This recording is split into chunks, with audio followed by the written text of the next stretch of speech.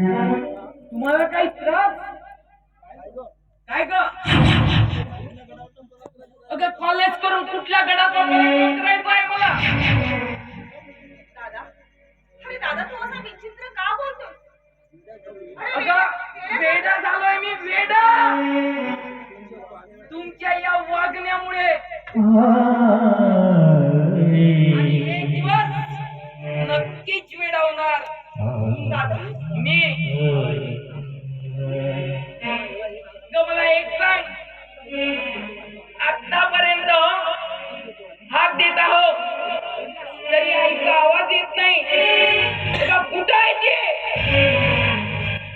अरे बघ आईची तब्येत बरोबर नाही रे, आतमध्ये आराम करीत आहे. अरे अरे तापाने फरफरते बिचारी. अगं मेली तर नाही ना? दादा अरे असं बोलायला लाज नाही वाटत तुला?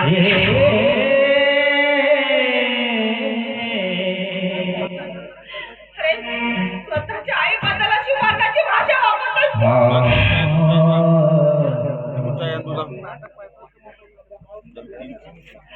अरे त्या माऊलीने देवाचे लाज अरे आम्हाला लहानचं मोठं केलं. अरे बाबा हयात सुद्धा अरे स्वतः उपाशी राहून तिने आम्हाला घास पुरवलं, आम्हाला मोठं केलं. अरे तो तिच्याबद्दल असं बोलतोय?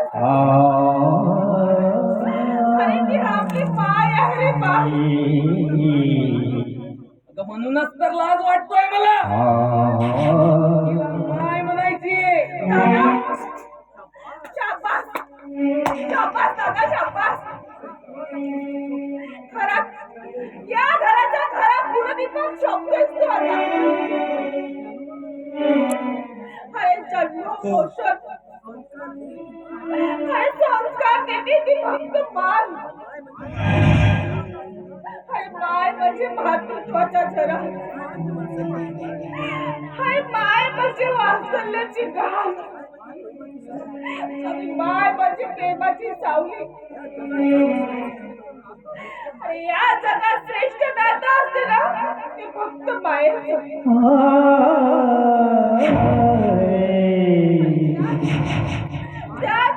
त्याच मायला तू असं अपशब्दात बोलतोय दादा. अरे माय म्हणायला सुद्धा लाज वाटते तुला?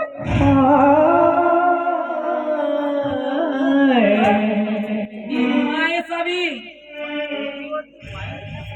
पण कोटीवरची बाई नसावी.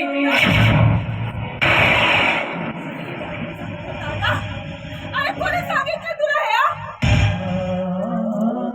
अरे बोल ना, बोल दादा, कोणी सांगितलं तुला हे? अगं तूच विचार मायला. दादा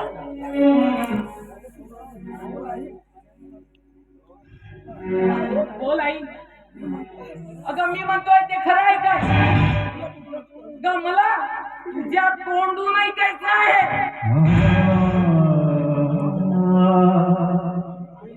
तुम्हाला आई म्हणतोस ना? अरे तुम्हाला आई म्हणतोस आणि बरं माझ्याच सारखं शिंतून उडवतोस. अरे तू मला प्रश्न करतोय? मग आज तुम्हाला प्रश्न केलास ना तर मी तुझ्याशी आज खोटं बोलणार नाही. हो हो खरंच खरंच मी कोटीवर नाचणारी बाई आहे.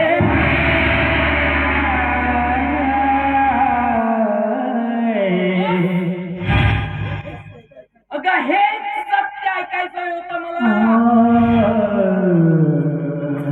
यापुढे तुझे आणि माझे एक संबंध कायमचे मिटले.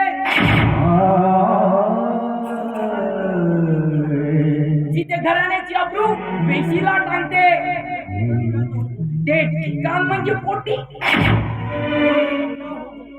जिथे स्त्रियांचा लिल्ला होतो ते ठिकाण म्हणजे पोटी.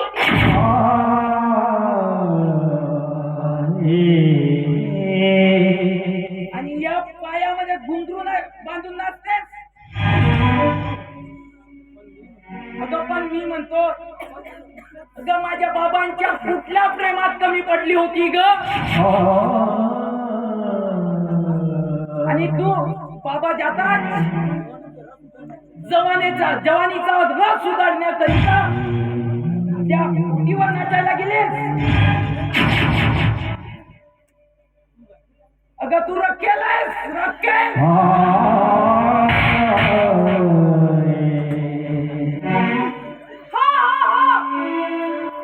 आहे मी राखेल. पण तुझी हिंमत कशी झाली रे मला राखेल म्हणायची? अरे ज्या मायने तुला दुनिया दाखवली, अरे चालायला बोलायला शिकविला, अरे जिने तळ हाताच्या फोडाप्रमाणे तुझी जपणूक केली, अरे त्या माऊलीला पाच राखेल म्हणतो. अरे कुठल्या संस्काराची परतफेड करतास तू? संस्काराची, हा? अरे देवा, अरे लहानपणीच तू मेला असतास ना तर बरं झालं असतं.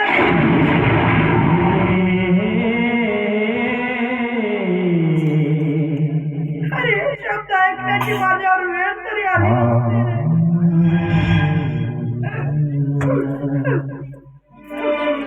काय मिळालं तुम्हाला? की तुला आम्हाला आता आई मिळायला लाज वाटते ना? मग ठीक, त्याच पद्धतीने मला सुद्धा तुला आता मुलगा बनायची लाज वाटते. तू माझा मुलगा नाहीच आहे.